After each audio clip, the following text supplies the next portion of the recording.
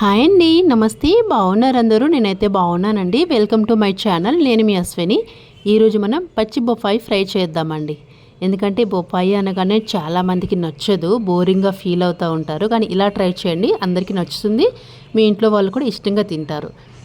First of all వచ్చేసి మనం gas పైన కడాయి పెట్టుకొని కొంచెం హీట్ అయిన తర్వాత కొంచెం అందులో ఆయిల్ పోసుకోవాలండి. ఆయిల్ కూడా నేనైతే మస్టర్డ్ ఆయిల్ వాడుతున్నాను. మీకు నచ్చిన ఆయిల్ మీరు వాడచ్చు, నో ఇష్యూ అండి. ఓకే, అది కొంచెం హీట్ ఎక్కిన తర్వాత అందులో జీలకర్ర వేసుకోవాలి. ఒక స్పూన్ ఆఫ్ జీలకర్ర వేసుకోవాలి.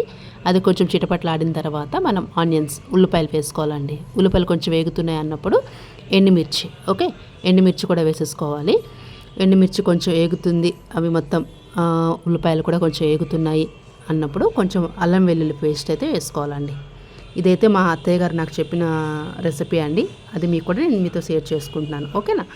అవి కొంచెం మొత్తం పూర్తిగా వేగేసాయి అనగానే పెసరపప్పు అండి, క్వాంటిటీ తగ్గట్టుగా మనం వండుకున్న కూరకు తగ్గట్టుగా పెసరపప్పు వేసుకోవాలి. అది కూడా కొంచెం వేగుతుంది అన్నట్టుగా ఉంటుంది.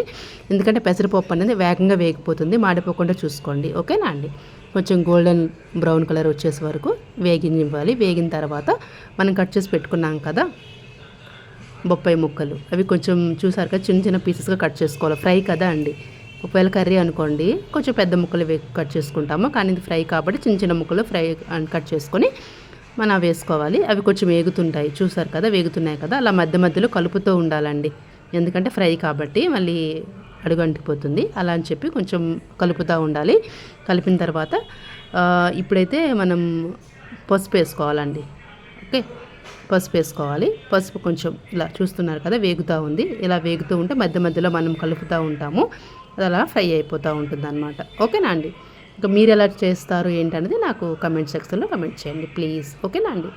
తర్వాత సాల్ట్ కూడా వేసేసుకోవాలి. ఇది కొంచెం బాగా వేగుతుంది అన్నప్పుడు కొంచెం మూత పెట్టుకొని అలా ఒక 2 మినిట్స్కి ఇలా మధ్య మధ్యలో కలుపుతూ ఉండాలన్నమాట. కలుపుతూ ఉంటే ఇలా ఇగోండి ఫ్రై అయిపోతుంది కదా, ఫ్రై అయిపోతుంది. తర్వాత కారము, గరం మసాలా మొత్తం అన్నీ వేసుకొని ఇంకా ఫ్రై చేసుకోవడమే. ప్లీజ్ అండి నా ఛానల్ సబ్స్క్రైబ్ చేసుకోండి, ప్లీజ్ అండి, ప్లీజ్ టు సబ్స్క్రైబ్ అండి. ఒకవేళ మీరు ఎలా చేసుకుంటారని ప్లీజ్ నాకు కమెంట్ చేయండి.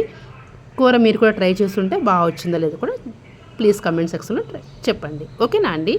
నాకైతే బాగా వచ్చింది, మా ఇంట్లో వాళ్ళు కూడా చాలా ఇష్టంగా తిన్నారు.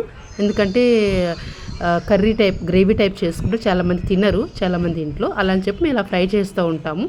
పెసరపప్పు ఫ్రై హెల్త్ కూడా చాలా మంచిది కూడా అండి బొప్పాయి అనేది. ఓకే, చూసారు కదా వేడివేడిగా బొప్పాయి రోటీతో అన్నంతో కూడా బాగుంటుందండి. ట్రై చేయండి.